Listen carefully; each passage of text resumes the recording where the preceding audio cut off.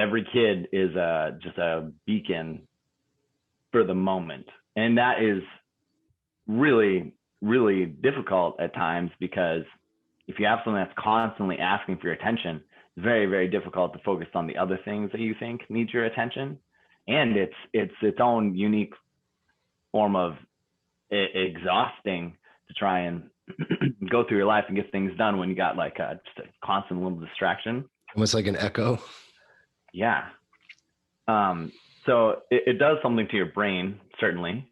However, on the flip side of that, it's so easy in the modern era to just never really be in the present moment. And if you can just take a deep breath and let go of whatever other thing that, whatever other adult thing probably that you were trying to accomplish, if you can just let go of that and just like be in that moment with your child, seeing the world the way that they're seeing it. I mean, that's all of the mindfulness that you could ever ask for. And I'm thankful for it. If not for this pandemic, I never would have had this much quality time with my kids. We would have shipped them off to some kind of daycare or preschool, and I would have been more focused on my business and my career, and just that would have been the natural progression of things. And I'm very, very thankful for the deviation from that plan that we've had, giving me all these chances to be with them. It's really good.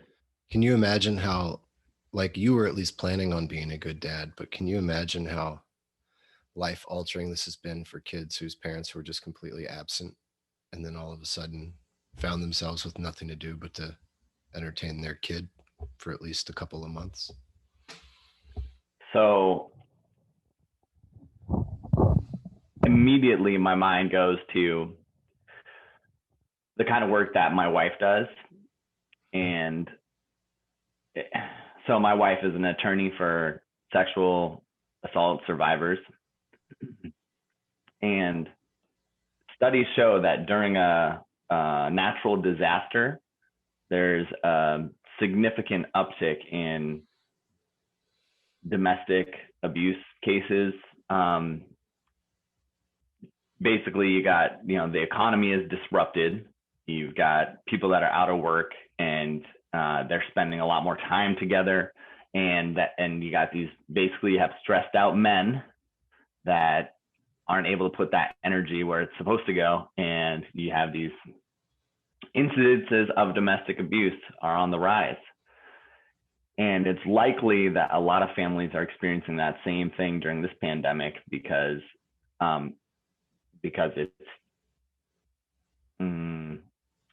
it's just a part of the mechanism. It's part of what we've observed in society that happens when we go through things like this.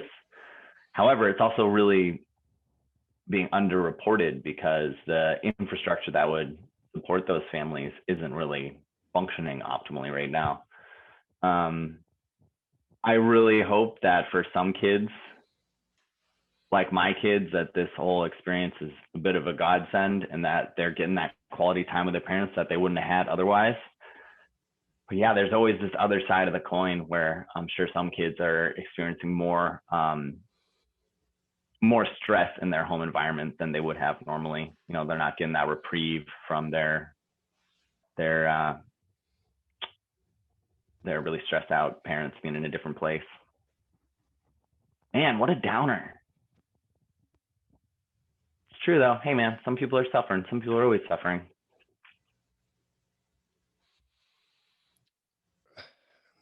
Yeah. Some people are always suffering, and in this country, it's been so easy it still is so easy to ignore it. It still is. Yeah. It's as bad as things have gotten here, there are still plenty of places around the world at any given time that are like in way rougher shape. Yeah. Historical perspective can go a long way too. Like it's, my heart goes out to those families. We mitigate suffering to greater and greater degrees, and that the quality of life for humanity gradually ticks up and gradually increases. That's what you want to see. Sure. And we do see that. And it doesn't mean that the people that are suffering today don't deserve a better life, and we should all do what we can to support this place being a better place. But at some point in the last week, I was reminded of the choice given to cities that were under siege by Genghis Khan and his armies. And they gave these people that are defending their home the choice. They said, okay, if you open the gates to your city, we'll kill all the men instantly, quickly, with as little suffering as possible. We'll enslave your children, and we'll take your women as our wives. Or if you put up a fight, then we're going to peel your skin off and murder everybody. And I just bring that up because many people are suffering now, but I do think that gradually humanity is getting to a better place over time. What choice did they make? I have no idea. I can't imagine. What would you do? I'd die. Quickly. Well, you're gonna die either way. Yeah, quickly and painlessly. Yeah. Yeah. I mean, it depends. Like if I was like the richest cat in that town, maybe I would. But if I was already pretty rough off, I'd probably just take an accurate assessment of my situation and just get out of there. Mm-hmm. You got to wonder, that's such a crazy position to be put in, because you got to wonder that life that your family is then going to have to live after you're gone. Is that better than no life at all? And you have to decide. It's like, oof, yeah, that's a brutal scenario. So gratitude's important. Thank God we're not under assault by hordes. Whew. I know today we're going to talk about not getting injured while moving weights around, but I think it might be worth it to take just a second to talk about gratitude. A lot of folks that I've had as clients in the past have an understanding of topics, and you might have the right verbiage for all this, but like topics like meditation, visualization, positive thought, mindfulness as like some hippie stuff that doesn't really amount to anything. And I see a lot of really high-powered people using these tools in synergy with a lot of activities that someone would not identify as hippie junk. Mm-hmm.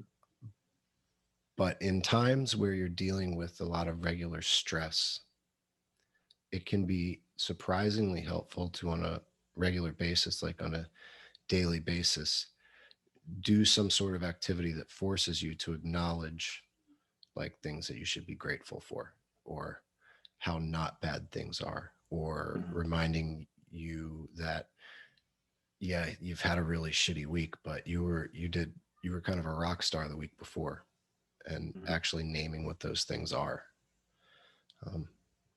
I know that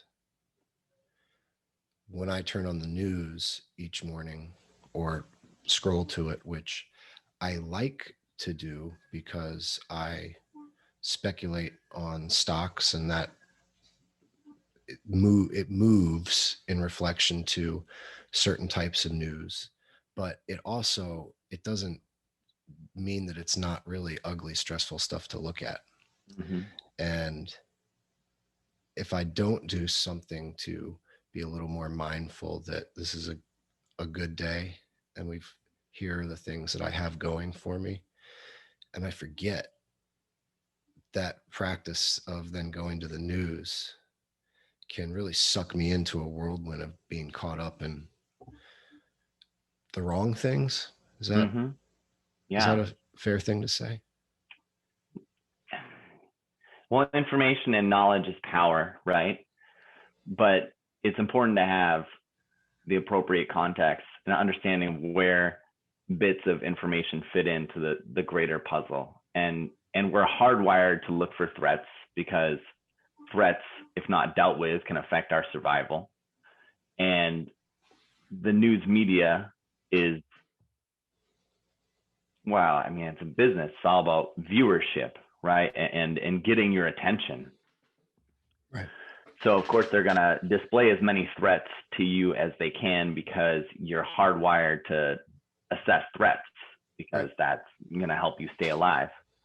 However, I think a lot of us see the world as a very stressful place when in fact our own world could feel a lot less stressful if we weren't tuned into the threats from all across the globe, because we were never hardwired to look at threats across the globe all at once.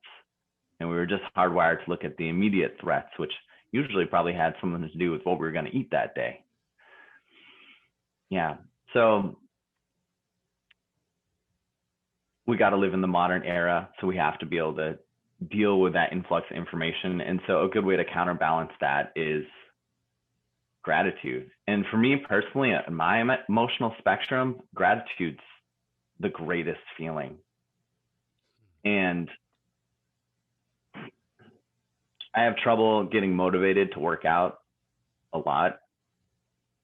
And which people would probably never believe, but is a very common thing in people who are very athletic or very physically active. Mm-hmm. As David Goggins reminds a couple million people on a weekly basis. Sometimes I just sit there and stare at my fucking shoes for an hour. And that helps me to hear David say that, because then I'm like, oh, I'm not just lazy. This is like a human thing. Right, that we're all staring together. Yeah, yeah. And I always project on how I'm going to feel after the workout. And then I just get started and then I, grind my way through it. And then afterwards, I'm grateful. And that gratitude really carries me. And if I can be great, and it can be a chain reaction. If I'm grateful about one thing, I can be grateful about more things. And you got to lean into that. You got to find things to be grateful for. And it changes your outlook 100%.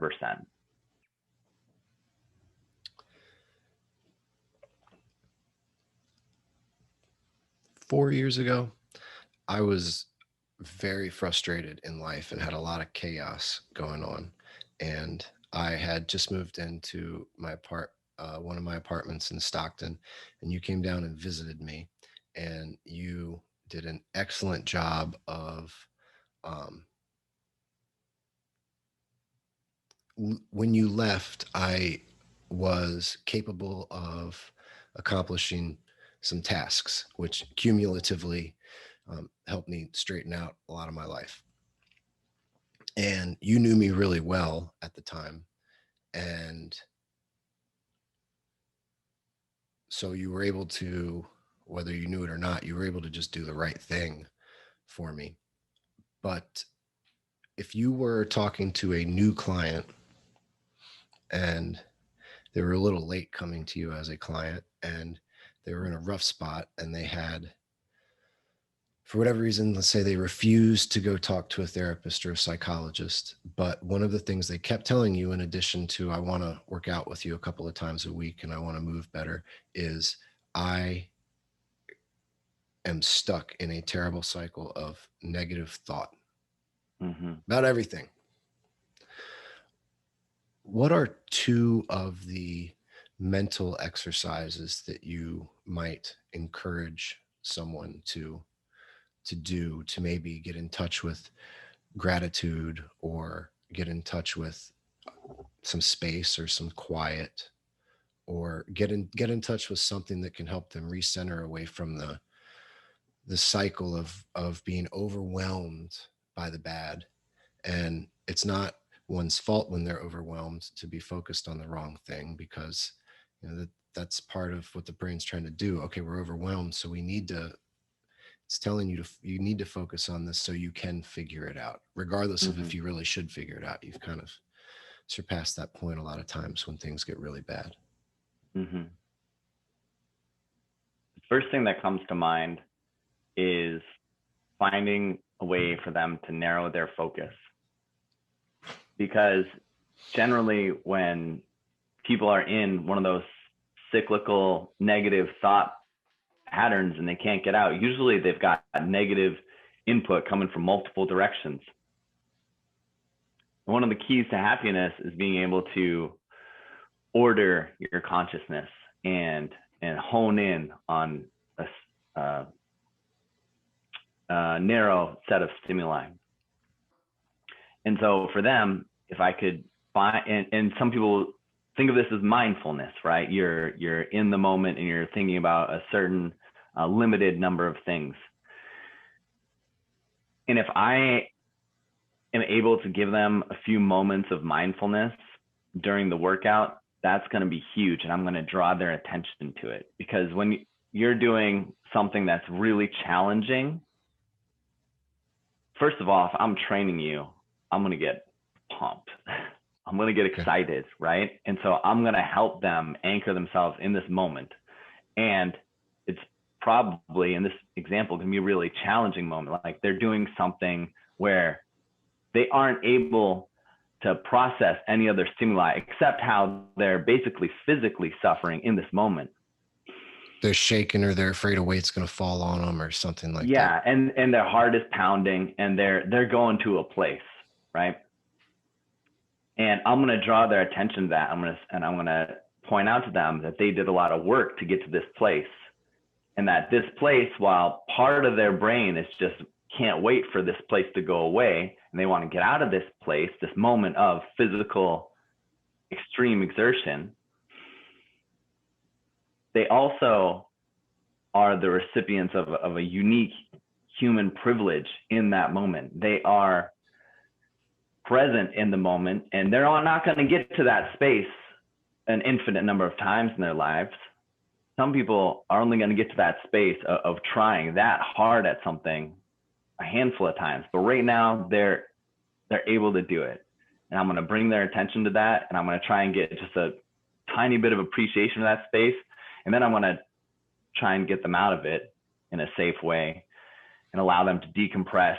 And we'll probably do some breathing at that point, and they're going to feel really, really good in that moment, just because we took away the painful stimulus. You know, they're no longer doing the jump squats or the sprint or all those punches on the, whatever it was that they were being challenged with physically. We're going to take that away, and then we're going to try and get into a deep sense of relaxation. We're going to do some diaphragmatic breathing, and we're just going to relax and just be in the body.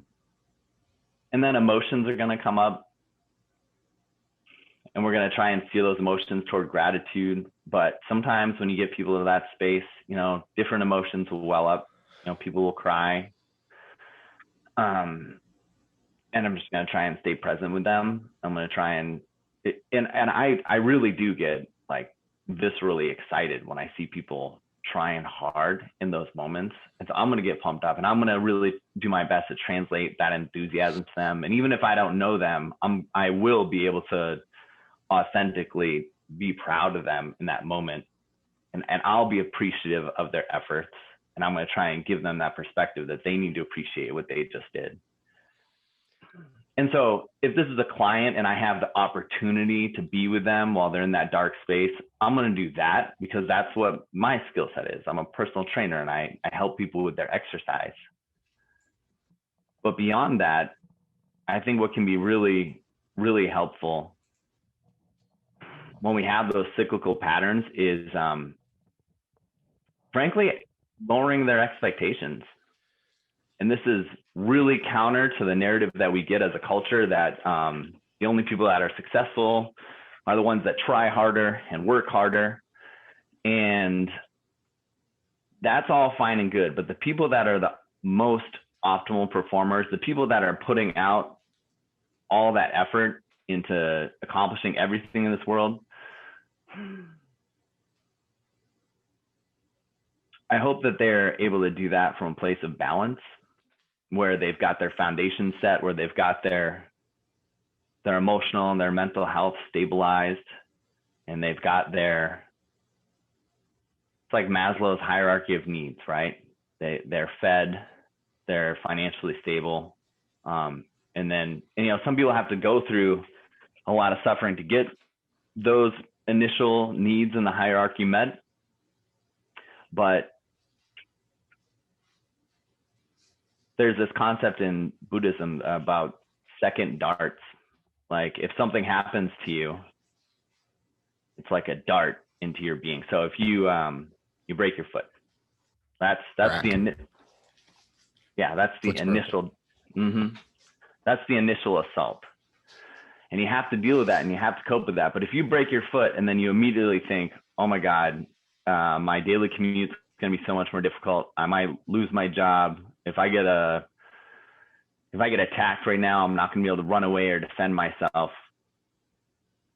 Those are second darts. Those are things that are not in your reality yet, but you're projecting for future threats or for future obstacles, challenges.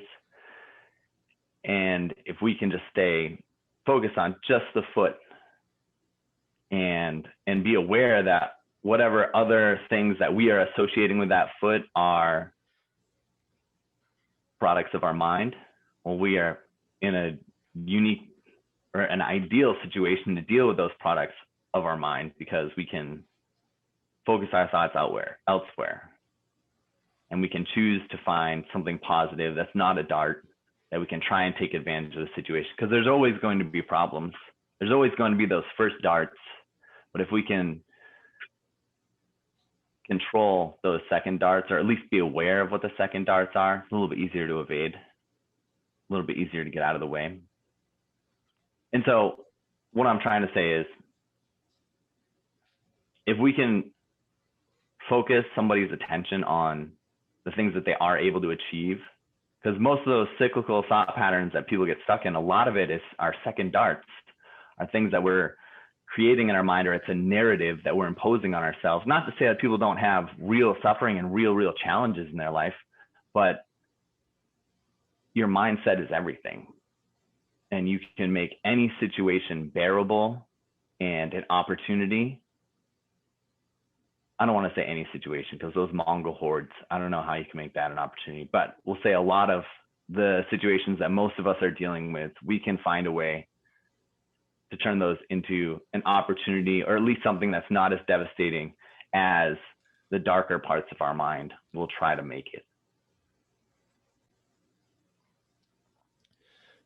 The narrative you mentioned most definitely leaves out luck and premeditation from the A to B in terms of public success. There's a lot of luck involved. A lot of luck. Like, it isn't, oh, I work really hard, I get all the spoils. That is important to understand probability wise, but it's also important to not destroy yourself when you fail. Like, if you don't understand that piece of it, then when you fail, you're going to think, I just didn't work hard enough. This is all on me. And dealing with your reality is all on you. But just because you didn't get picked for the basketball team, or you didn't get the promotion, or your pizza joint didn't make it through its first year of business, doesn't necessarily have solely to do with the fact that you didn't work hard enough. And the premeditation part is something that is, it's a down the road issue that I've seen in very successful people, professionally or publicly, where they went all into an initial pursuit. Say they wanted to be a plastic surgeon, and they get all the way there, and they become like a partner in the practice of a successful private practice in downtown Seattle. And then they want to take their life up a notch, right? Like, they want to become a brand, or they want to just own the business, or they want to parlay into another kind of business, or now they want to set up the perfect family. and now they want to attract the perfect partner into their life. And they hit a hard sticking point, and due to the frustration of that sticking point, the fact that they made partner in that plastic surgery practice in downtown Seattle gets less and less and less rewarding for them. Yeah. And the thing that they missed was they didn't have the struggles, or they didn't have the setup pre-pursuit or before they got to where they projected that they wanted, of understanding what balance and luck and truth is for them. When that doesn't happen, a lot of times you accomplish your goal, but it might not have been what your end goal really was. And sometimes you've closed the doors on all of the pieces that would allow you to get to your end goal. Like you didn't really want all that money if you couldn't enjoy it, or you didn't really want to get married if you weren't going to have a partner that was true to you and loved you for something other than your money, or whatever it may be. Whereas if you understand that there's luck, and you can bring a little bit of some, almost a sense of humor to your endeavors, and then also understand that, and this is probably the hardest part, at least for me, coming to understand that I don't want anything if it's not the right way. Say more about that. Well, I don't want the biggest podcast in the world if I'm being owned or paid on the back end by someone or something I don't believe in, or I'm not telling the truth.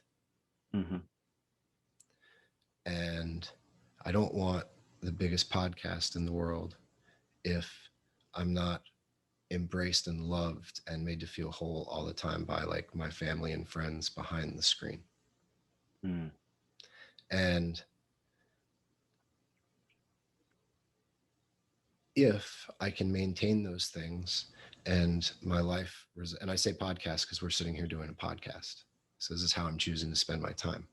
Yeah. But I'm premeditating that I don't want this to become the biggest thing in the world if we aren't maintaining the fact that we're very good people.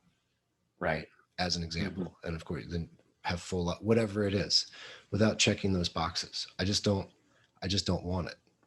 Yeah. And without having like that knowledge of self premeditated, it's very easy at any moment to decide, I need this. I'm so close. I'm going to lose something. And then I the old saying, you sell your soul to the devil. You make that mistake that closes the door, and then the other doors aren't really roads you want to be going down. I ran into that academically, where I was in programs that were so rigorous that the way my brain worked under those conditions wasn't really cut out for that. And so, but if I took Adderall, which was prescribed by a doctor, which my parents brought me to and told me I needed, all of these justifications, right? Yeah. If I took that, then I could keep up with the academics of it. And then that led me into a professional life where I was supposed to be having the same attention span for the same kind of paperwork as it is as a student. And I told myself, well, once I become a doctor, it'll be once I own the once. And no, I was just creating a world where I was dependent on substances that made me feel bad. And so am I going to stop taking those substances, or am I going to keep going? Right. And then the same thing happened to me again when I was working crazy hours, starting this couple of businesses and getting ready. You had already left, but I was getting ready to leave Chicago, and I found myself functionally addicted to modafinil, again, prescribed by a doctor. But if I didn't take that stuff, then I couldn't only sleep for 5 hours and pay attention to my clients all day. And like you said, be able to sync up with them and motivate them when needed. I needed to be connected for me to be worth as much as people paid me. And then if I, if I tried to stop taking the modafinil, then there would be the days where I couldn't do what I could do. And then I might like say I don't sleep. And then all of a sudden, well, I really need, and it just became this thing. And I remember that my support system around me, like my close, like you didn't even, you knew I was taking it, but you didn't know that I was like, feeling trapped by working 16-hour days. I just people figured that's what he just does a lot of shit, but Yeah. the support system was like, well, what do you mean you want to slow down? What do you mean you think this is enough? What do you they didn't. And so that I had I had relationships that only wanted me for my output, you know what I mean? Not my input. So it had branched out from just professional. And I'm glad I did what I did in retrospect, because I got lucky. But boy, did I pay for it, as you know, also. Okay. I had to balance that karma. And I would never do it again. And I have a lot more to do in my life. But the things that I do moving forward, that's one of the things that's dictated by. I'm not going to be dependent on substances to deliver the goods. Right. If I'm not good enough to deliver, then I don't want it. And that's a beautiful example of adjusting your expectations so that you're living a life that can make you whole. I'm trying, man. People see success and they don't see the other side of the coin. Like any successful figure that you look at, they all have problems. And a lot of us, in this current culture, we don't look at the problems those successful people have, but they have just as many problems as you and me and anybody else, but they're a different level of problem. And some of those problems are problems that you want to have. Those are like good problems. It's like, how do I spend all this money? Right. Who do I leave this trust to? Yes. Some of those problems are problems that we want, but other problems,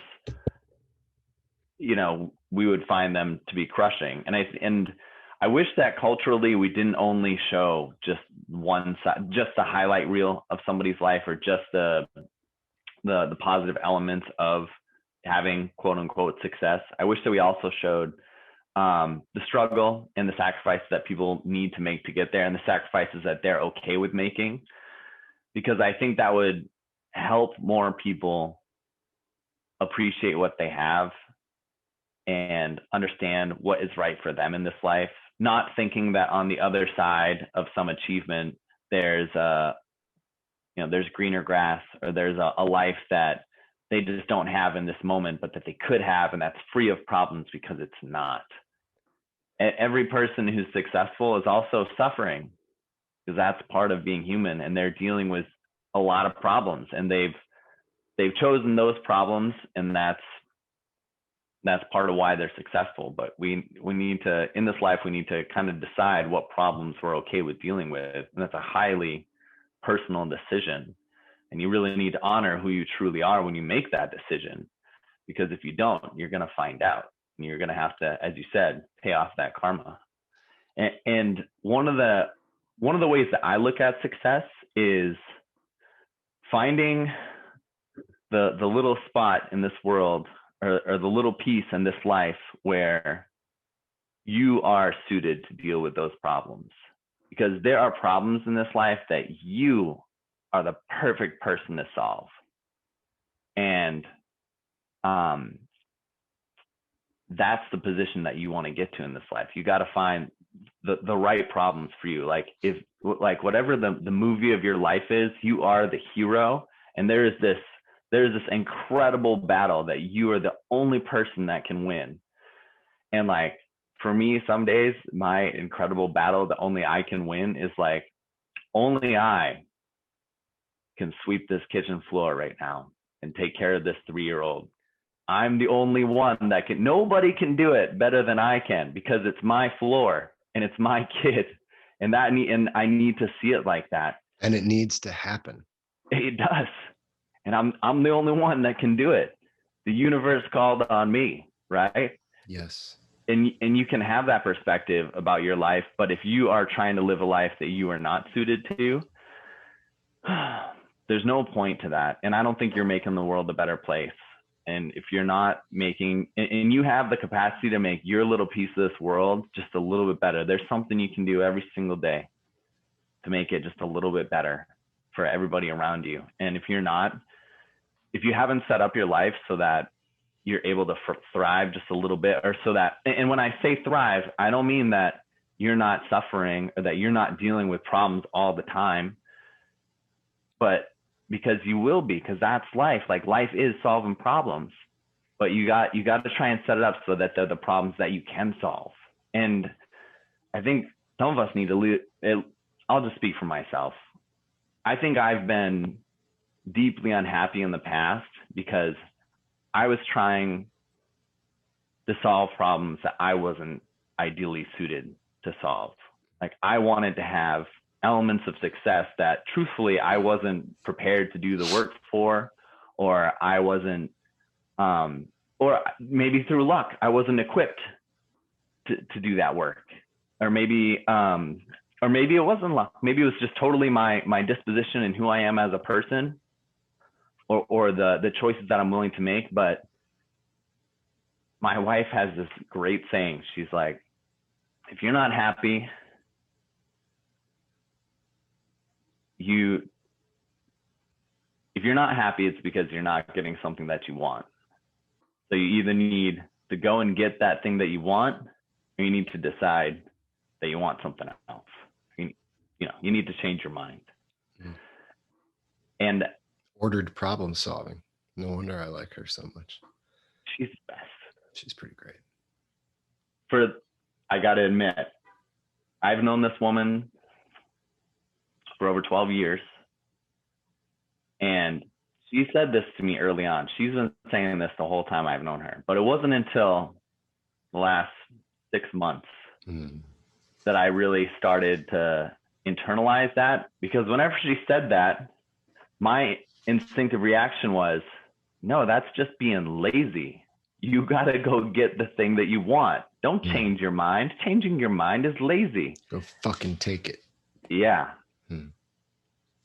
And I knew that, like, on some level she was right, but I didn't want to change my mind because that felt like giving up. And I think that was a mistake, because now I'm way more flexible about it. And for me anyway, one of the blessings inside this pandemic has been that it has brought me a little bit closer with my own demons and helped me get to know them in a way that I can battle them more effectively. I don't know if I ever would have been able to take the time to understand that without the world going a little crazy around me. But I'm so thankful for it, because there is strength in changing your mind. There is tremendous strength in changing your mind. And had I had that strength earlier in life, I would have avoided a lot of suffering, and I'd be making different, I'll just say that I think I would have been a lot happier. But I'm thankful that I have it now. You can't mourn those lost moments. You're batching information such that you could be convinced. There you go. Yeah. Because when you change your mind, you need to. So much of life is about committing judiciously. And so when you choose to go to the effort of changing your mind about something you've long held as doctrine, you don't want to go back. And there's probably something to be said for taking longer to come around, but being committed versus just existing in a gray area of indecision. There's always another side to the coin, or it's always a double-edged sword, right? I mean, you could just change your mind all the time, sure, and never accomplish anything. But most of us are not on that extreme, right? Most of us would benefit from a little bit more leaning in one direction or the other. Like, if you're listening to this and you're not happy because you're not getting something that you want, should take stock of who you are. Are you the kind of person that it's inconceivable that you would change your mind, whereas changing your mind comes so readily, and it's just hard for you to dig in and commit to something, because you're never going to change your way of being 100%. That's not probably totally true, but it's more helpful and it's more realistic. Just try and lean a little bit in one direction or the other, and it's worth experimenting to find out which one helps. Like, if you can be open-minded enough to try the way that you're not accustomed to, that is true strength, in my opinion. When I began experimenting with trading stocks, when you invest in stocks or stock market, you're buying positions that you expect to grow over real time, a year, 5 years, 10 years, and you are investing that belief for a period of time. You buy them, whatever the stocks are, and you hold them, or at least that's what you should do. Mm-hmm. Unless a preponderance of evidence tells you must change your mind. But generally speaking, you don't want to buy a stock unless your mind's made up, and then you buy it and you hold it. Trading is much more fast-paced and short-term, and there are a bunch of different ways to trade stocks. The most convenient ways are options, which allow you to speculate or gamble on different aspects of a stock's movement. Like, you can make money off of betting that a stock's going to change its price rapidly over the span of 2 days. You can bet that a stock's going to go up. You can bet that a stock's going to go down. You can bet that the people who decide the stock prices are nervous about the stock. There are all these different side bets you can make. And the reason that I wanted to be proficient at speculating was not so that I could be Gordon Gekko, but was because I wanted, after having changed my mind about what I wanted to do with my career after investing a lot, changing directions took so much from me that I needed time to develop other vehicles for myself professionally. And the trading of stocks allowed me at extremely high risk to make money on my speculation very quickly.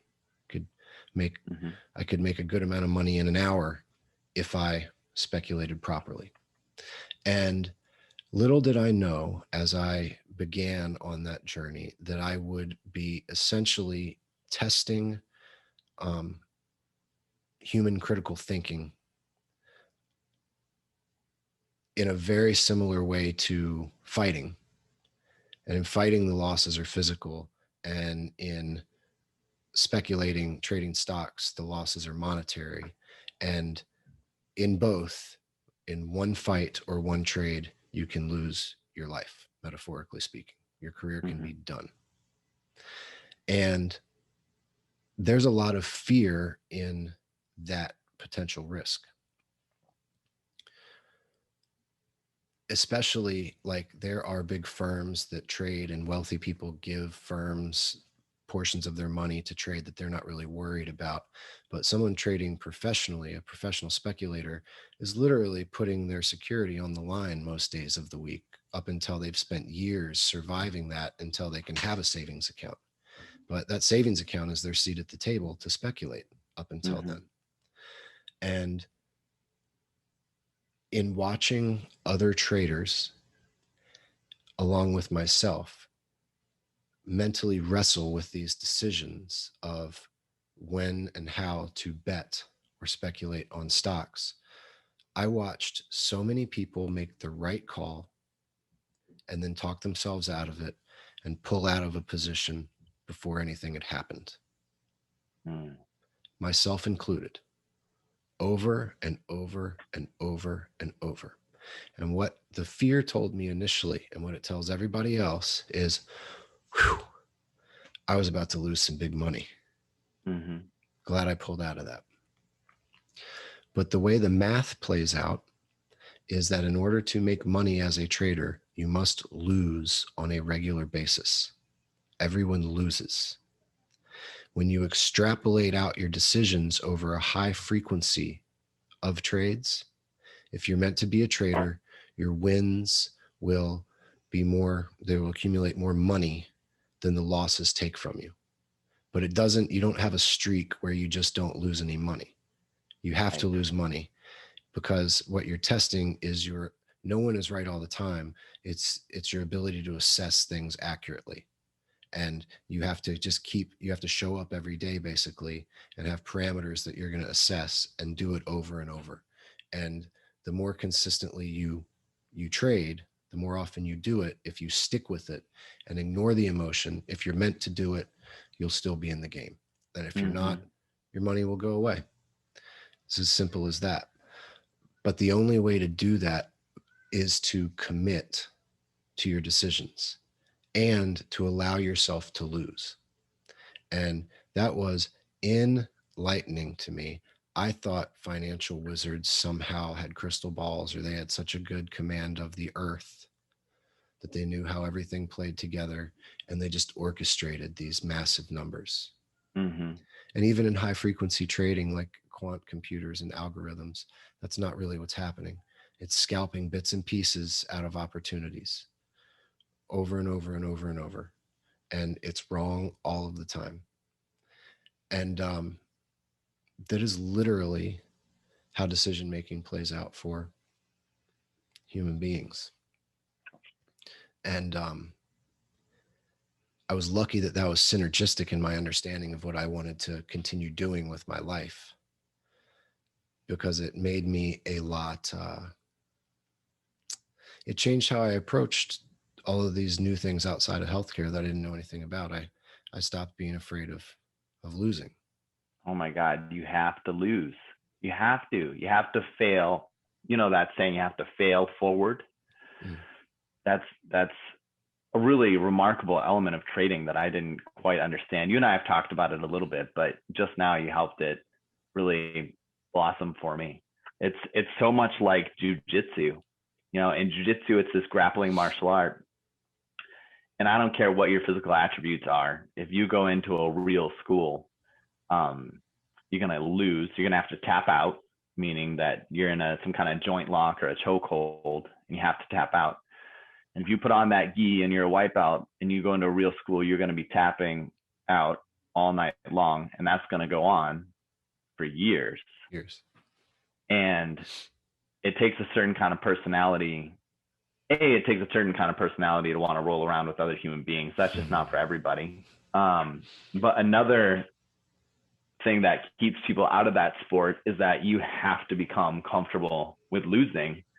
And in my opinion, the best athletes in the sport of jiu-jitsu are the ones that continually, even to the point where they have just masterful technique and they are literally the best in the world, they are continually putting themselves into positions where they're going to lose because they want to make it just a little bit harder to kill them. And it's only by getting to that point of failure that they can sharpen that sword. And, you know, when I teach my kids class, I love working with kids, and I miss working with kids. I look forward to the day that I get to work with kids again. It'll happen soon. I know. Yeah. And we'll do these team huddles, right? Where me and the kids will get in a circle and we'll all squat down, because I make them squat during the team huddle. And I'll say, okay. And, you know, of course I'm an adult and these are small humans. And so I say, all right, they understand how to tap out if they're in a bad jujitsu position. And I say, okay, how many times do you guys think that I've been tapped out? And the majority of kids will say like, none, never. Like they assume that because I've got these skills that I've never lost. And I always tell them that I've been tapped out over 1,000 times. I don't know if that's actually true, but it's probably true. I mean, I've been tapped out I started jiu-jitsu when I was 15. It's been 21 plus years. And I've been getting my ass kicked the majority of that time. And I've been getting tapped out a lot, but this is what every high level jiu-jitsu practitioner, and I'm not saying that I'm necessarily in that category, but this is what every high level practitioner has to go through. All those black belts, they're just people that have been tapped out 1,000 times, and it's that much harder to tap them out because they've been through that. And I wish that was I wish we had more realistic messaging around success, because it is about incremental. It is about the ability to deal with failure continuously, but have it be the kind of failure that you can learn from, and not be afraid to take the risk to fail again, because without risk, you're not going to get those rewards. And so it's got to be like the right kind of failure for you. And there's real strength in that. The messaging's coming, I believe. Yeah. Yes, I believe that there is a wave of individuals that people want to be like, that are going to be very transparent about that necessity. I was talking to a client, like somebody I helped do better with life, earlier today, and I happened to mention that I ask the universe on a daily basis to allow me to be an accurate speculator. And the reason that I ask the universe to allow me to be an accurate speculator is not, again, so I can be Gordon Gekko. And I do not abuse that privilege. I don't try and make my money make more than it should. But I want the universe to allow me to be an accurate speculator so that I can get away with continuing to fail at trying to make the world better. Because eventually, and maybe I already have in a tiny way, but eventually I'm going to be successful in making the world better. And I want to hang in there until it works, because I expect and plan to fail and fail and fail. And that whole process is my success. Being able to embrace that is wonderful. I don't say that lightly, because, and I think of that as the grind, right? Like the daily failures. If we can find a place where we're okay with the grind and we can find some happiness in the grind, those rewards are going to come so much easier. And they're almost an afterthought. Like if you can find pleasure and fulfillment in the grind, those rewards will come, and it'll almost be like an afterthought, and you're going to be so much happier for it. Because one of the worst things that you can experience as a human is to toil and to work and to strive and give it everything you have, and still feel like it wasn't enough, and that you're not a success, and that you are just a failure. Because it becomes so binary in our minds. We don't think, well, am I a little bit better than I was before? Doesn't matter. Am I a little bit better than I could be given the situation? You know, if you've been applying yourself, you are better than you were, or you are better than you could be if you hadn't applied yourself. But, you know, it becomes this, you know, we have this image of what that success is, and that image can just beat us down. Black or white. If we hold on to it too tightly. And it's so much better to just embrace some kind of sustainable grind. Like whatever your sustainable grind is, if you can embrace that, you're going to be more successful in the long term, because it's not about the rewards that come. It's got to be about the process. If you have a process-oriented life, you're gonna achieve more than your greatest dreams, but it won't matter as much, because it's gonna be the day-to-day is gonna be worth it. And that's the only way anybody ever becomes a black belt in jiu-jitsu, or becomes a high-level speculative trader.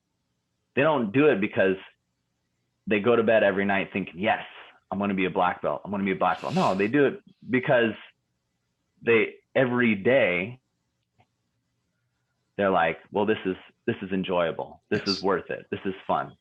This is worth it. I figured out this puzzle and that puzzle, and I figured out how to not get tapped by this guy, and I choked this guy, and I always get faked out by this stock movement, and today I didn't. And it could even be like with fake money, or it could be like rolling with your best friend and not a sworn enemy.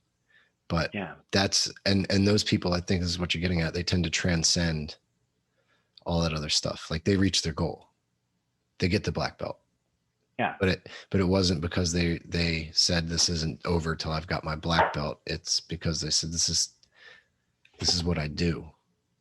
Yes. And I expect a black belt will come if it's coming, and I'm going to do everything I can to get it. But like the doing everything I can is what I do. Right. One of the areas where a lot of people want to create and maintain a sustainable grind is in weightlifting. And the reason is that people want to move more generationally now, because we've had a generation or two of people that usually do desk jobs. People want to move more, and people want to look more muscular. And a very repeatable way of doing that is by lifting things with resistance, picking up heavy shit, or doing repetitions against resistance. And when people hit a grind with that, a lot of times it helps with like how they feel in general, because like they improve their endocrine system and they're moving better, and they, if they were getting no exercise, all of a sudden they sleep better because they're getting some stuff out, and it becomes a release for them that they didn't even know they needed. And then they get hurt, and it can throw a wrench into that. And I know that a lot of people, after their first few major injuries, a lot of their training becomes tailored to, I don't want that to happen anymore. And so we wanted to talk about exercises, resistance exercises, fitness exercises in general that are really productive for people to grind with, because they make differences in their body, and also how to go about them so that you're not injuring yourself repeatedly and continuing to come out of that routine that can be fruitful for you in a lot of different ways.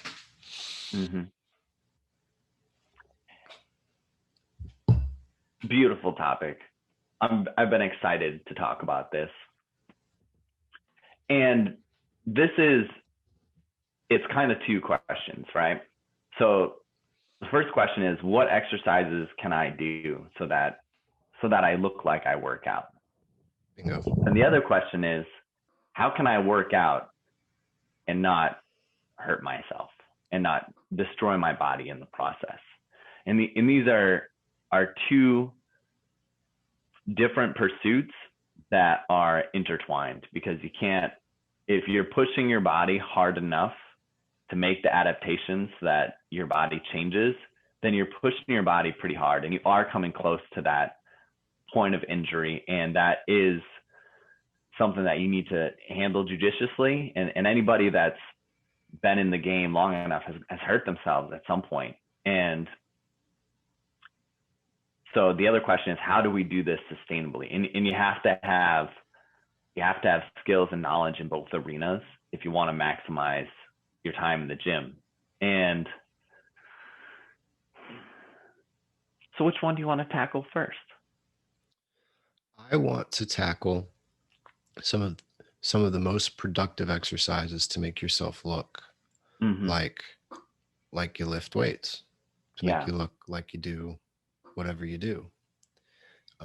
Things that really will equate to work. Because like when you see somebody who's really muscular and or lean, but the muscular part for sure, like that, what you're looking at is somebody who has in many ways destroyed their body. Like it's an accumulation of scar tissue and adaptation from stresses that were not good for the body. So the body said, well, we got to build something else because this thing's about to break.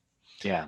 And I remember when I was in college, in the early days of flip phones, I dated a girl who was at a different college, and she asked me to like send her a video of the gym one day. And I got some guy to record me like doing a deadlift, and I sent it to her, and it was all grainy and stuff. But she was like, I don't think you should do that. And I was like, well, what do you mean? She's like, well, you're going to like blow your back out. Like that's not, I thought you were going to like do some curls or something. Like, what are you doing in there? Mhm. And so there was a lot of truth to what she was saying, in that ideally you do especially when it comes to weights, you do the right amount of stimulus, and then you let that be, so that you can continue to do that till you're 50 or 60 or 70, Mhm. versus just doing it all until you're 40 and then having nothing left. Right. Yeah. Because most of us aren't going to be competitive powerlifters, Right. where that would be a different story. Yeah.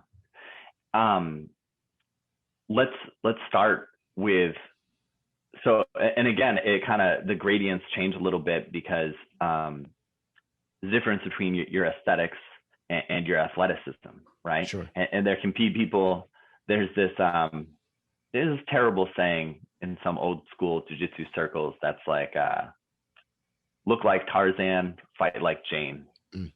That's terrible, a little misogynist, but the point being, you've got a great physique, but you can't do anything with it. You can't fight, right?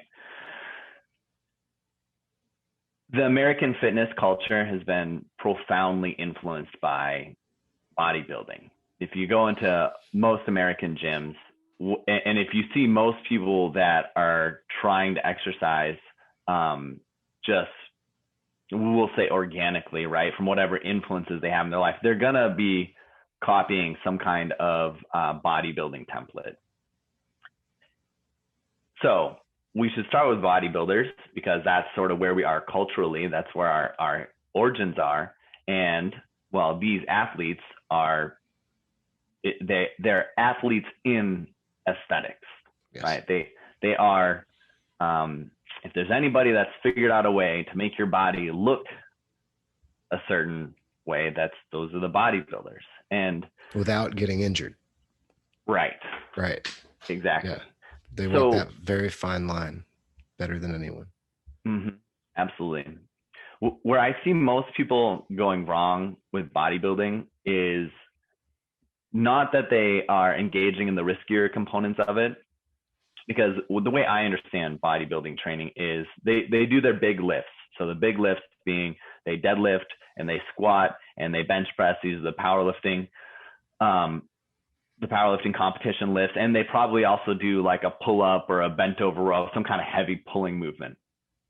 These are multiple joint exercises that recruit a ton of muscles, and they allow bodybuilders to take advantage of mechanical tension, which is one of the three main modalities that we build muscle. They're under a lot of load.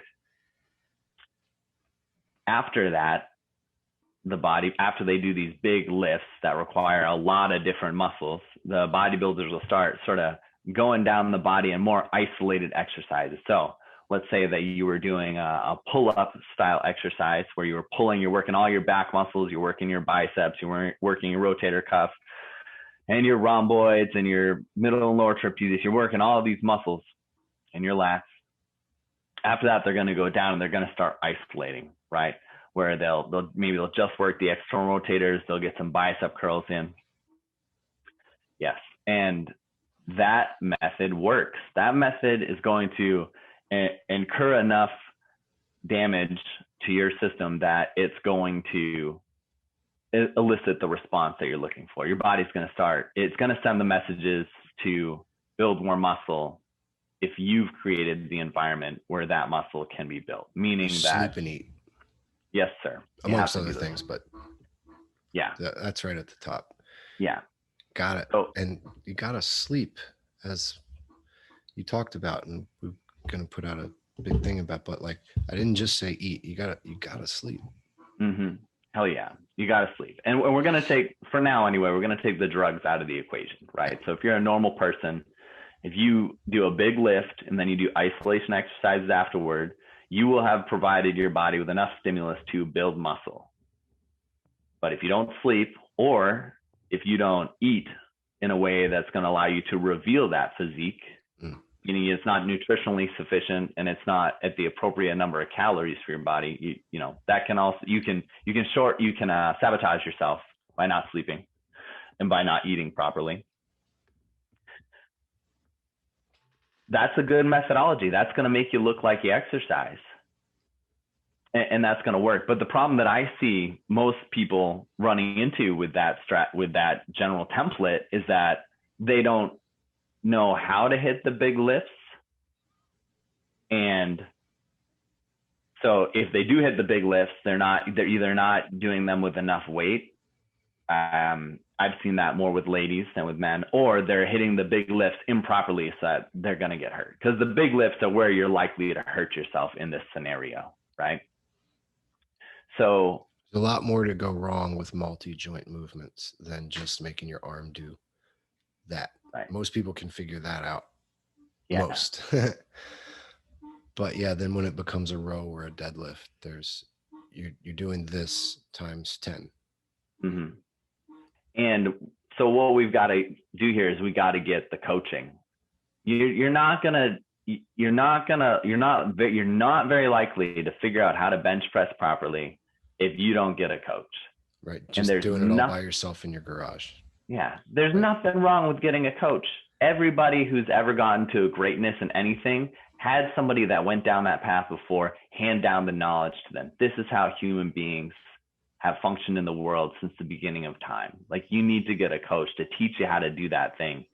So most people, when I see them not operating correctly to make their effort, because it's so sad when you see somebody put the effort in the gym and then they don't look like they exercise. Well, they got to create the right environment for their body to thrive.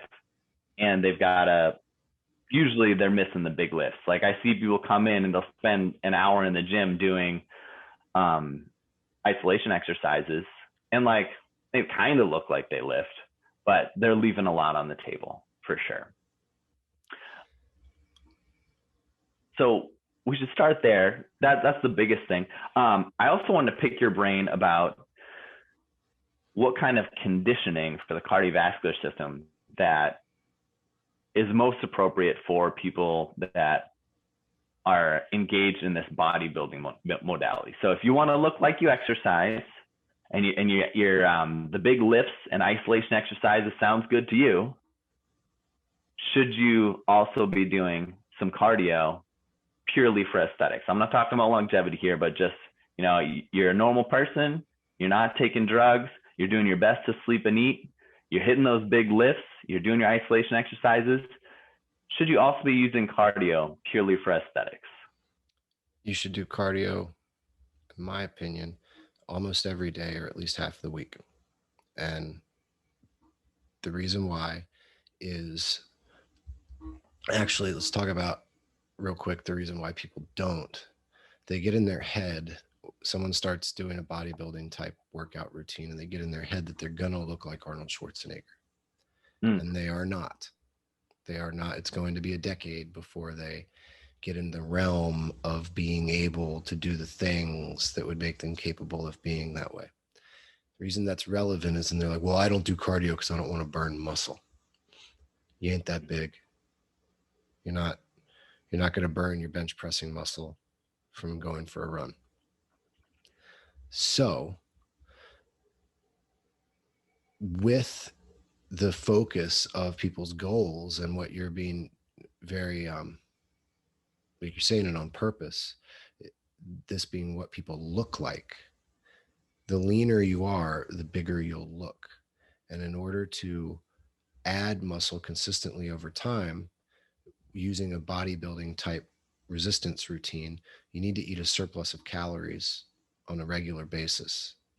And the most important thing is to have an adequate amount of protein to hold on and then add additional muscle. And the way to speed that up, or to make that possible, depending on if you're in a calorie deficit or not, is to have excess calories so that your body has some energy to make a bigger you, without taking a bunch of anabolic agents that prevent fat deposition or burn it off more quickly, or being as big as Arnold Schwarzenegger or Ronnie Coleman, which means you have a really big metabolism because you're carrying around a lot of weight. You're going to add some body fat. And the idea of like like a bulking season where you get like really fat and fluffy and then you're just going to diet it all away and have this amazing physique. That's not how it works for a natural person. So you're better to very gradually add muscle and try to stay within a body fat range during that whole period of time. Mm-hmm. Ideally, most men should be under 20. You know, if you want to look athletic, you should be under 15% body fat. And if that's not in the cards for someone, well, do what's going to be in the cards for you. But within your system or your structure, if say your cutoff point is 20% body fat and you creep up over that, then at all costs, your diet and your activity needs to be geared towards getting you back under that number so that you can show the muscle that you have. Yes. For someone who is locked into that system or that routine, it's more sustainable to do low intensity, steady state cardio, i.e., walk your dog, mow the lawn, walk to work. Yes. Next level, ride a bike, do some stairs. You can do a spin class. I'm not the biggest fan of spin classes, like a targeted exercise, because you're really just spinning really fast and burning calories, but you're not improving your musculoskeletal system in any way. Usually you get more adaptations in your heart and your lungs, maybe some mitochondrial adaptations in your legs. Yeah. So like those things are good. They're very positive. The general person is sitting at a desk all day. Doesn't make sense for them to go do their cardio then sitting hunched over something, staring at, and a lot of these things have LCD screens or LED screens on them, and they're just staring at another screen.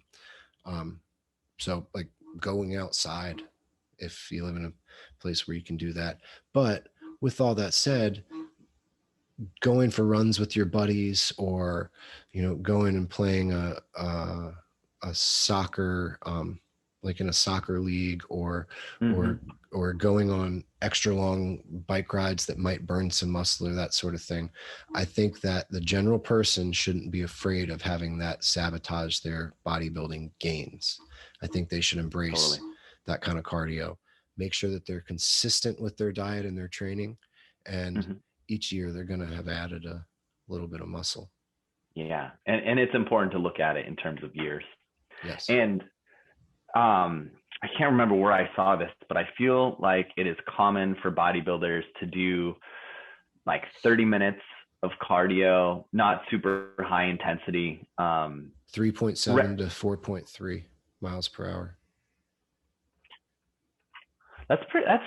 I mean, it's brisk. Well, it's brisk, right? Brisk. Right. It's not super fast. 30 minutes fasted before the first meal. Yeah. And then a lot of times post-workout or before bed. Yes. Yeah.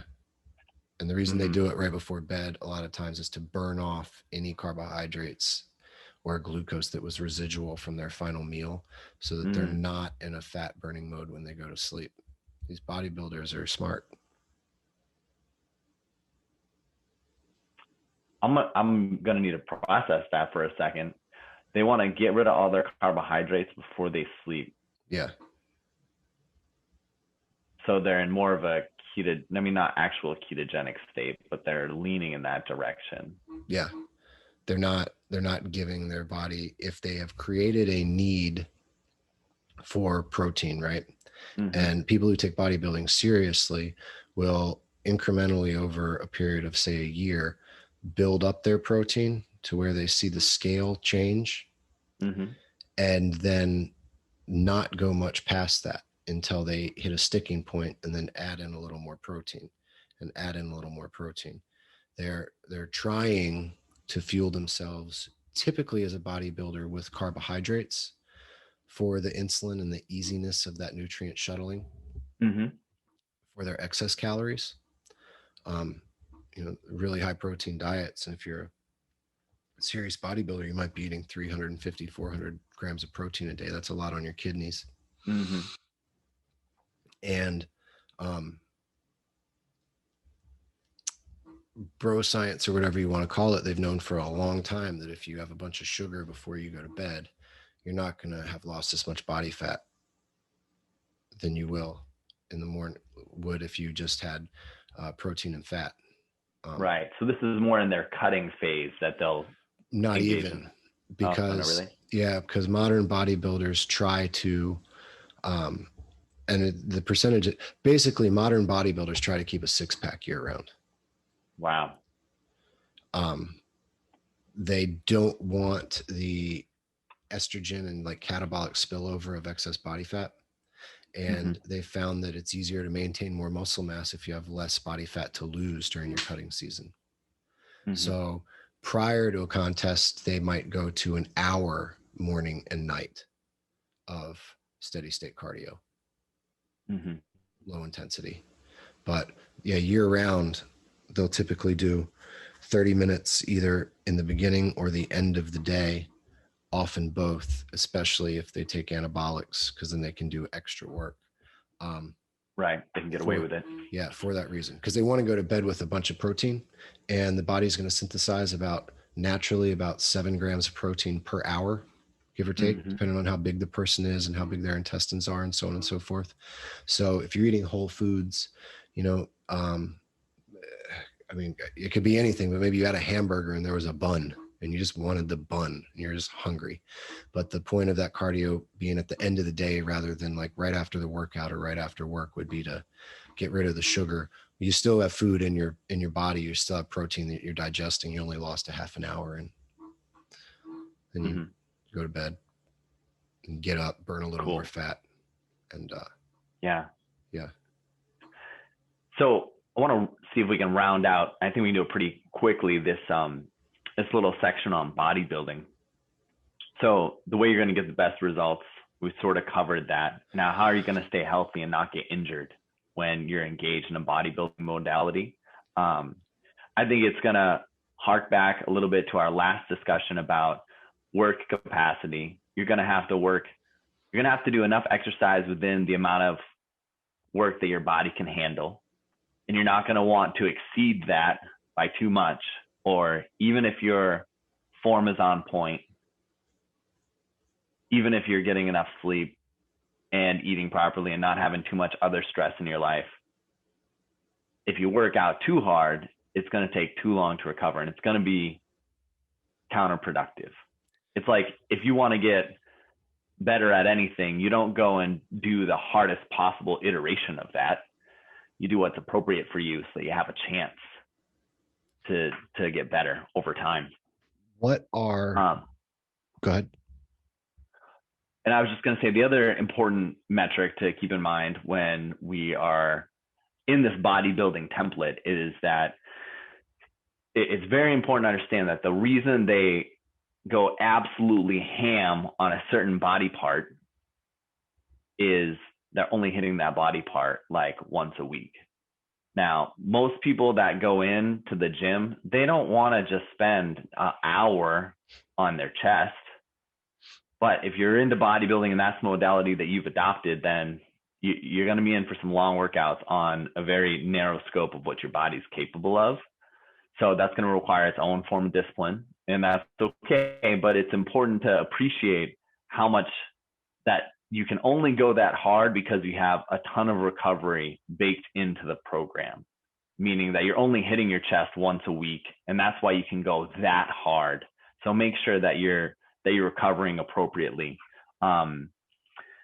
There's other modalities that I want to touch on that can also make you look like you exercise and you can hit the same body parts more than once a week. But if you're going to go all out, and we're only talking about aesthetics, and you've got the right environment situated so that you can recover from this stuff, you're still going to need, what was it we said Dorian Yates used? It's like, 7 to 10 days between hitting the same body between part. his 30-minute workouts.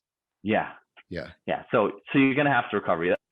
That's going to help you not get injured. This will cross over to the next modality. I think that within bodybuilding, outside of people who are bodybuilders, who are already advanced in this, and that's what they do. And let's also note that a bodybuilder, when you see them, they look larger than life. that's what a bodybuilder is. A guy who like bench presses well at the gym, not a bodybuilder. For everybody but the bodybuilders, I think that the reality is that as far as productivity, a lot of the isolation exercises have diminishing returns. And so what would be like, let's just talk legs, chest, and back, because it's my opinion that arms, things like arms and shoulders get bigger from training those things. I agree. More so than like doing curls. Mm-hmm. What are the most productive? So let's just start with chest. What are the most productive or some of the best compound exercises that people would benefit from as far as weights to improve their chest aesthetics? Mm-hmm. Immediately the first, so compound exercise just means that we're using multiple joints in the same movement. And without a doubt, like the barbell is the most, it's the greatest innovation to ever come into the gym, because what a barbell does is it's an ergonomic way for you to maximize how much weight you can put onto your body. So cool. Yeah, it is cool. So I want to add, initially my thought for the chest, well, of course you need the bench press. However, the bench press is something that requires a lot of coaching, and it's not the only player in the game. I think that, so if we want to use your chest muscles, you're going to have to do some pushing. I think a more shoulder friendly and realistic and sustainable option for a lot of people is going to be some kind of floor press variation. So if we're using weights, you're going to grab 2 dumbbells and you're going to get on your back, and you're going to, keep most of your spine on the floor as you press from there, and then bring it down. And you're going to mix up the way that you do that, because what happens here is you got it's an open chain exercise then, right? So I can move one arm at a time, and then I can move both arms at a time. And that's also going to allow you to use a lot of load. You're going to be able to get that mechanical tension that you're looking for to break down those muscle tissues and encourage them to adapt and grow bigger. That's the first one that I think of. And this floor pressing is going to not only make your chest look bigger, your shoulders are going to get bigger over time, your triceps and your biceps, which are heavily involved in the negative part of that repetition, and your abdominals. Oh, yeah. So, that's productive. Keep going. Absolutely. Well, we're still in the realm of weights here. Mm-hmm. So you got your barbell, you have your bench press, you have your floor press. If you're in a gym, I really think the cable crossover machine, it looks super cool. Mm-hmm. It will allow you to hit your chest at some angles that are not going to be available with the barbell bench press or with the floor press that I'm describing. Mm-hmm. So that's nice. And this is, as far as weights, these are like the 3 that come to mind for me. So, if I was just trying to hit somebody's chest, and we're not really, I'm in sort of the big lift phase of bodybuilding. I'm not necessarily thinking something more isolation would be like a pec fly, where we're taking lighter weights and we're adducting the arms. Right. Yeah.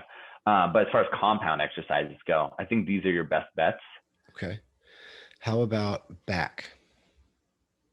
And I would also throw in, for people, depending on what their gym is like, Hammer makes a lot of good machines that replicate that floor press.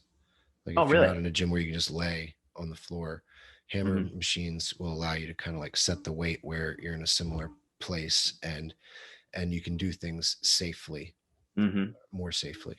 So let's go to back. Using weights, and and this important caveat, because we're going to talk about, doing body weight stuff in a few, but using weights, it's got to be the bent over row For sure. No other exercise are you going to be able to load with as much weight as you're going to be able to lift with. The bent over row could be done with a barbell, or it can be done with dumbbells, right? You're going to get into a solid hip hinge, which means that you're going to be bent over at the waist, but you're not going to be really articulating your spine to get into that position. You're going to keep your spine pretty neutral. You're going to probably, if you're like most humans, going to get a good stretch in your hamstrings while you're down there. So it's going to be doing more than just hitting the back of your torso. It's going to be hitting the back of your legs too, which is awesome. And we can really load that up. So the bent over row is going to be my next go-to. And when we're trying to hit the back, it's all pulling movements, right? And so you can do a chest supported row too. So that'll take your legs out of it to a large degree, but you can, like they have the benches that you can change their incline. You can put it at like a pretty good layback, right? A pretty good incline. You can put your chest on it and then you can row toward yourself there.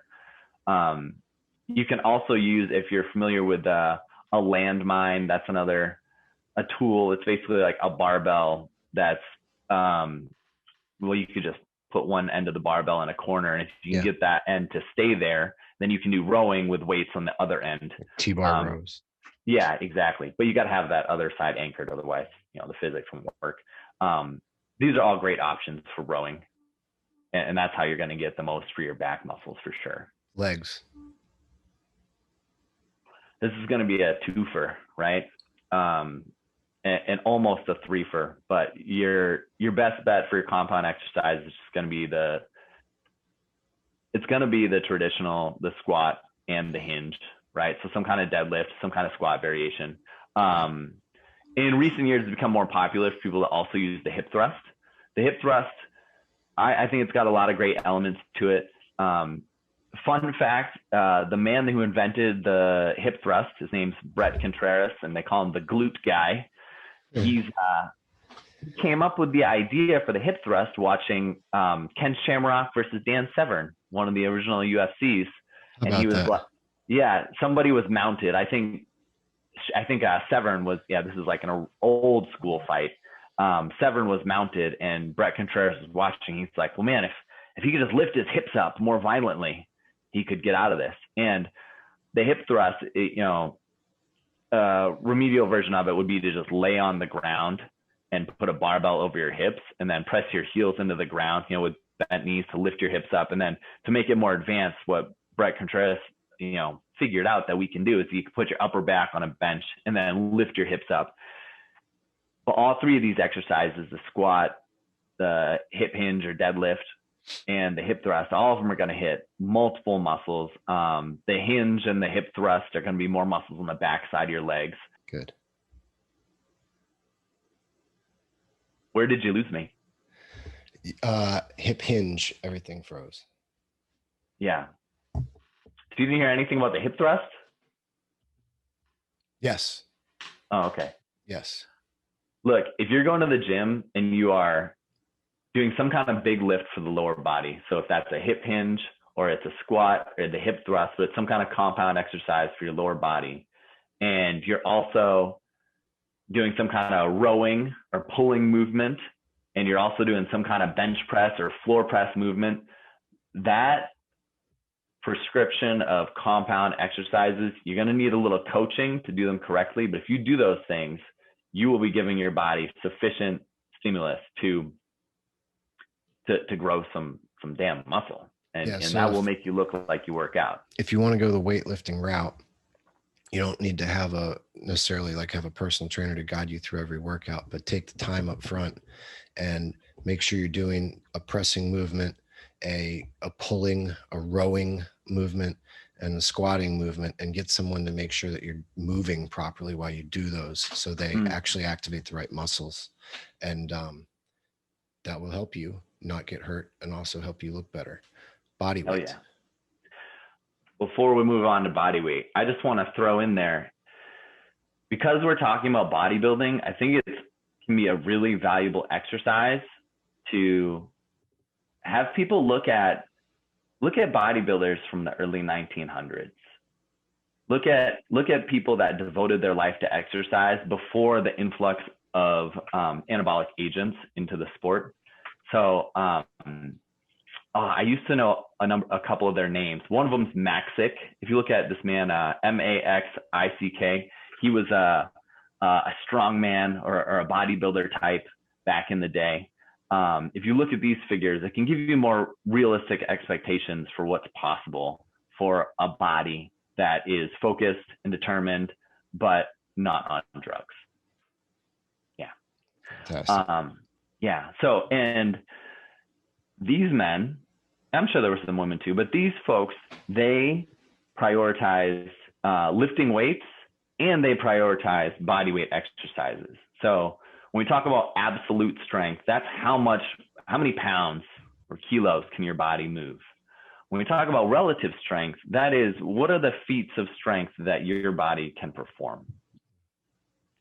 So if you look at athletes in the world of calisthenics, which is just purely body weight techniques, you find a lot of lean, muscular individuals that are incredibly strong in the realm of relative strength.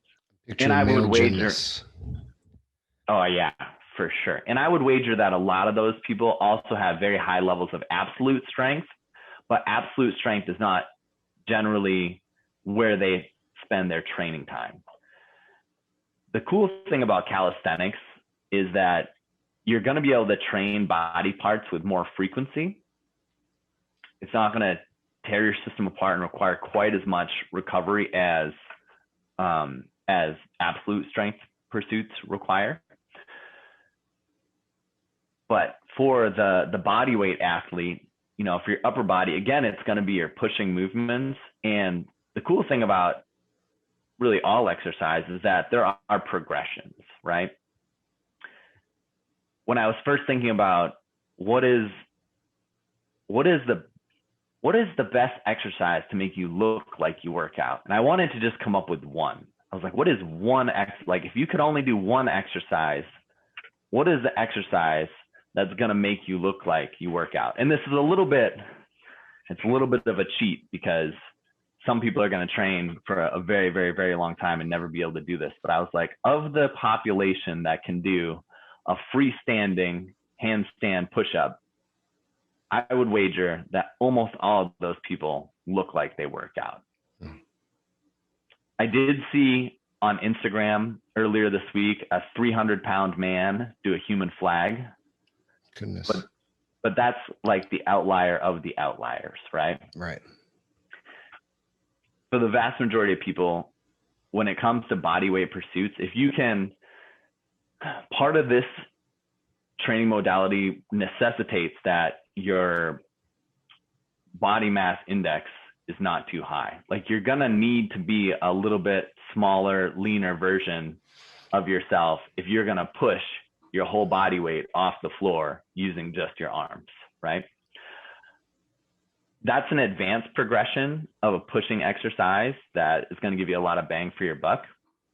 But for body weight folks that want to look like they work out and they don't want to use a lot of equipment, you have to master your push-ups and your pull-ups. And then when you get to a reasonable place with those exercises, like a real simple formula is if you can do 4 sets of 8 to 12 reps of whatever the exercise is, push-ups, pull-ups, whatever, that you then move on to a more advanced version of it. And this is like, I mean, it's sort of baked into the process that once you master your push-ups, you make the push-ups a little bit harder. Maybe you lift your feet up on like a little stool and you get to that 8 to 12 push-ups there. And then you could, you know, it's a little simplistic, but you could lift your feet a little bit higher and a little bit higher and a little bit higher over time. And you're going to be eventually, you know, working your way into that freestanding handstand push-up. With the calisthenics pursuits, and there are other, you know, high-level calisthenics athletes that might have a different take on this, but I think it's a really good idea for most people to probably have about 48 hours recovery in between. You know, you can do the workouts more than once a week, but minimum of 24, maybe even 48 hours of rest in between those sessions. And then you're going to want to have appropriate progressions and have a little bit of patience because you want your connective tissues to also adapt. Catch up. Yeah, because you can build enough muscles that you're strong enough to perform something, but then your connective tissues won't be strong enough to support that, and that can be injurious. But like I said, it's a little bit of a cheat because most people, even if they dedicate a lot of time to it, it's going to be such a big investment to get to that place of doing a freestanding handstand push-up. But if you use that as a model and just regress it a little bit, there's a lot of valuable information that you can use there to make it look like you work out. Yes.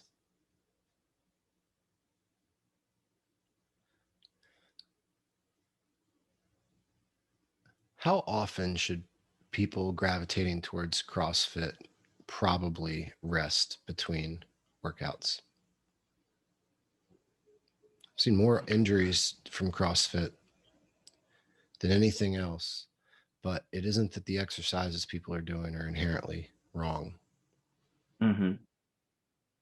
Well, and there are different levels of coaches in that field, right? So you got to make sure that you're with a coach that is going to prioritize your form and going to force you to be patient enough to be able to handle the loads that you want to be able to handle. Because most people are going to want to take on more than they can handle too soon.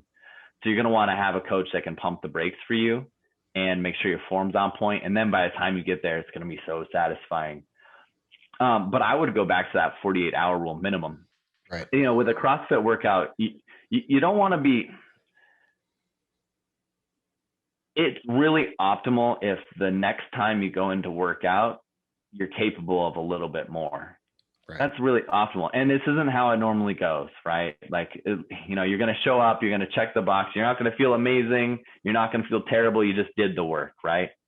But the optimal scenario is you go in, wow, I can do a little bit more today than I did last time.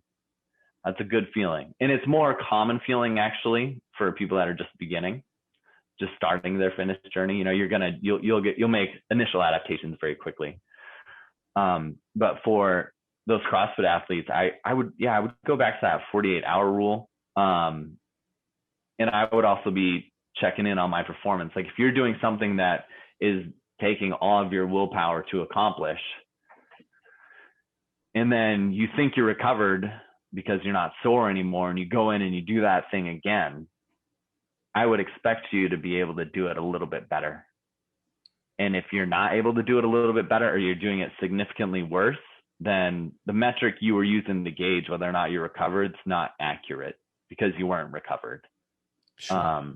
And CrossFit, you got to give them credit for the culture that they create around exercise and getting people excited to try hard and do their best. And I think, I try to give credit where it's due, and that's awesome. And people get addicted to that feeling and they want to do better. And that's good. Let's all be motivated. Awesome.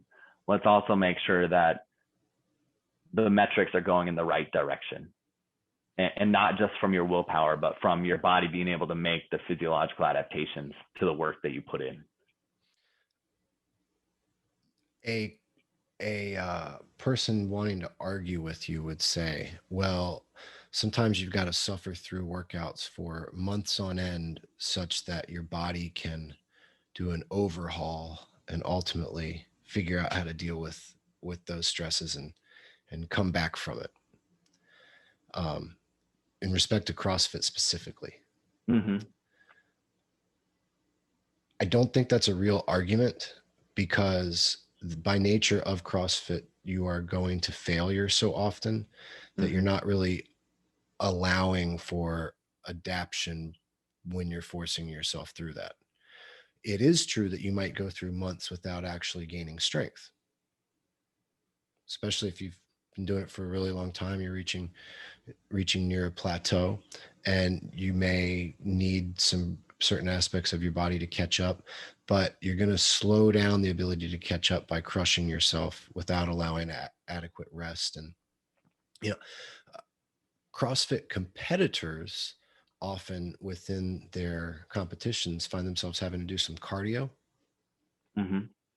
And for the average person trying to look like they really work out, I think a lot of folks, same point with the bodybuilding, that it's okay to run. I think a lot of folks don't embrace cardio for whatever reason. I mean, a lot of cardio is kind of boring. Mm-hmm. So maybe that's it. But getting open to and doing cardio regularly, like, really helps manage body fat, like, so much. Oh yeah. Especially psychologically, instead of, all right, now I've got to do a bunch of cardio this month so I can, if you just do cardio, it can, and cardio lends itself to being with family, or getting outside, or, Mm-hmm. joining a, I understand that, like, CrossFit is an excellent way for people to socialize, right? but Mm-hmm. but there are other people that you can socialize with as well.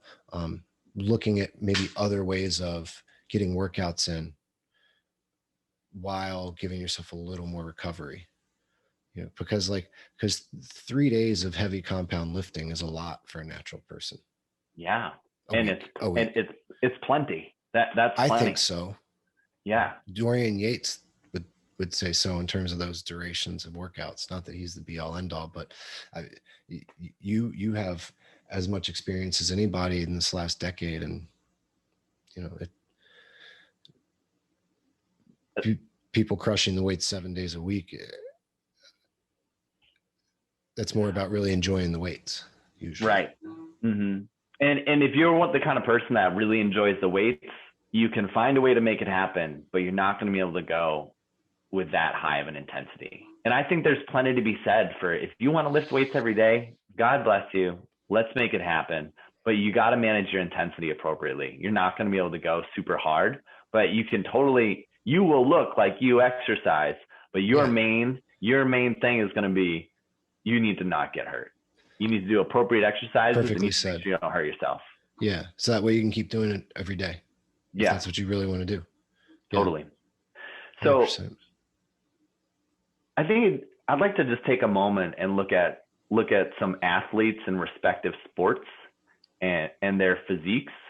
And some of this ties into absolute strength versus relative strength. But also this goes back to the aesthetics versus athletics sort of note that we touched on a little bit earlier. As I said at the beginning of this conversation, a large percentage of our psychology around fitness in the United States comes from the world of bodybuilding. However, when we think about wanting to look like we work out, I mean, hey, those aesthetic athletes, the bodybuilders, they look like they work out, obviously. However, as we've also touched on a couple times, their exact methods aren't sustainable for most people. And their methods are supported by anabolic agents. Okay. They're taking drugs to support that style of working out. And you can't, I'm sorry, I don't really think that you can do it without working out. There's natural bodybuilders out there. Some of them are gifted with genetics. And you can do a lot, but it's going to take a next level amount of discipline. And that's awesome. But if you want to look like you exercise and you're not into taking those anabolic agents, and maybe you don't want to spend an hour and a half just working on your back muscles in every a workout. Single day. Yeah. Yeah. Well, let's sort of reimagine what it looks like to look like you work out. When I imagine a physique that is desirable in, myself or others, it's a body that looks like it can do some shit, right? Like that body there, it looks strong, as in it can move a lot of weight. It also looks like it could do some stuff with itself. So when you look at the Olympic level or the highest level of power lifters, they're enormous human beings. And some of them, look, in order to move the most amount of mass, it helps to be bigger. So they're not prioritizing the way they look. They're prioritizing how big they are so that they can move the most weight. So some of these people don't look as athletic as they would in another circumstance, because their priority is the number of pounds that they've moved, right? contrast that with a bodyweight athlete like a gymnast. They're going to have a very different physique and enormous levels of relative strength.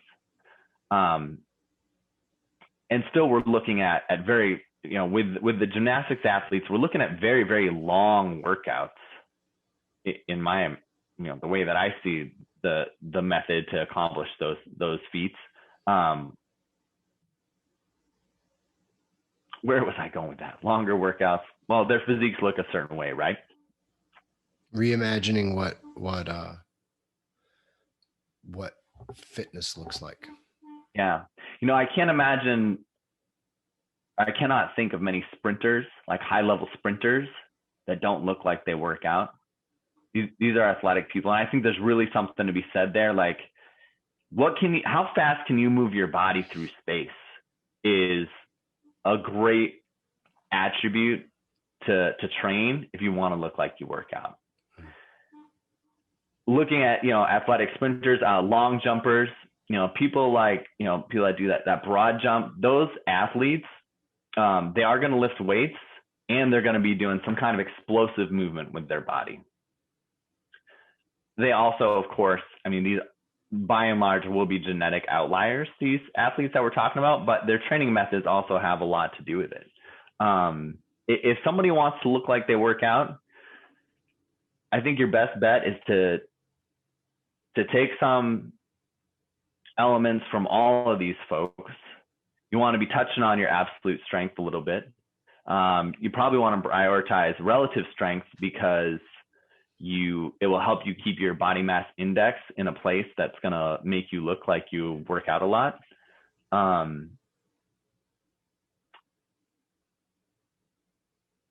So I would recommend one of my favorite exercises for people that's a little more realistic than the freestanding handstand push-up is the squat thrust.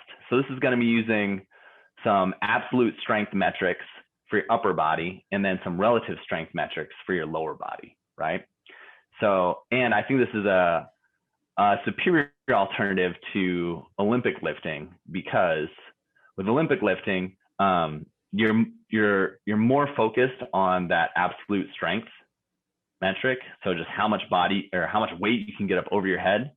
And you're just trying to do it one time. But with the squat thrust, so here's what I'm imagining. So you take a dumbbell in each hand, and it's probably a little bit more weight than you can comfortably press up over your head.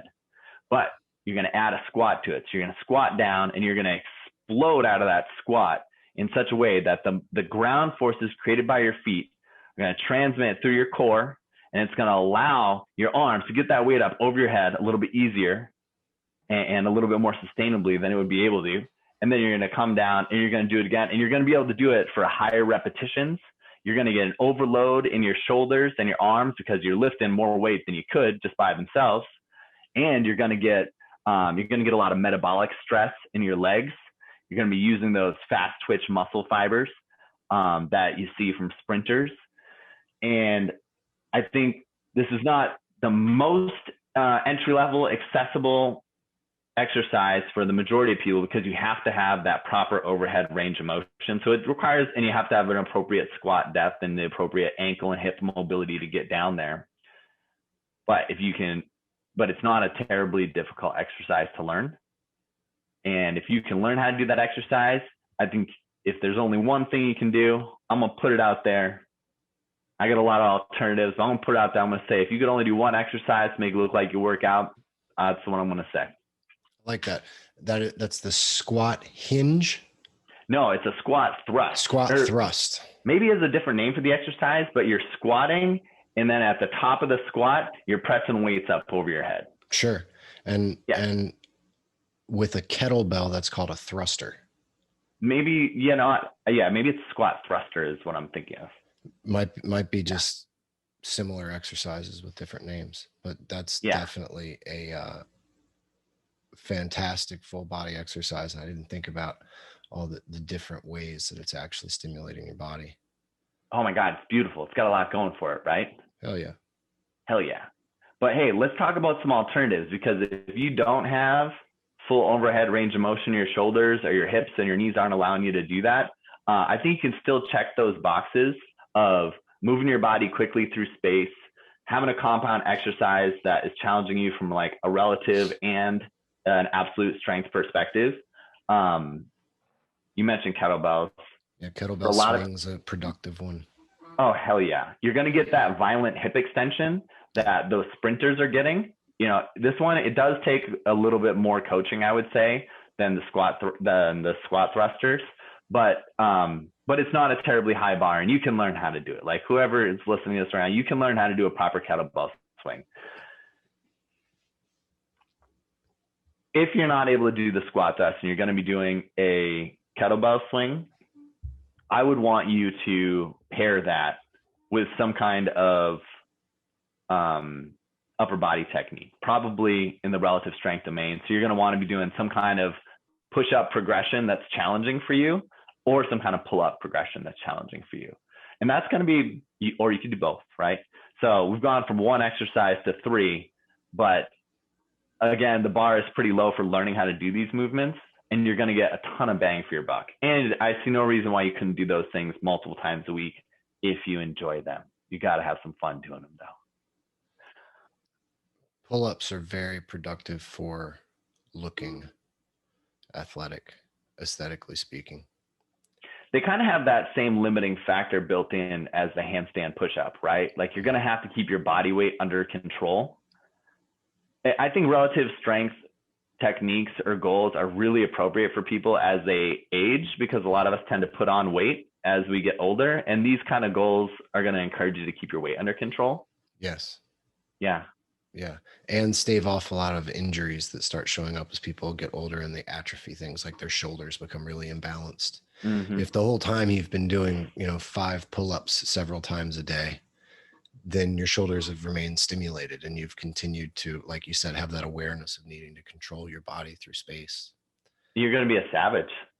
Yeah. You're doing 5 pull-ups a couple times a day. I want you to feel good about yourself because you deserve it. Yeah. And anybody can do that because they can just throw a bar in their doorway as we've seen this year.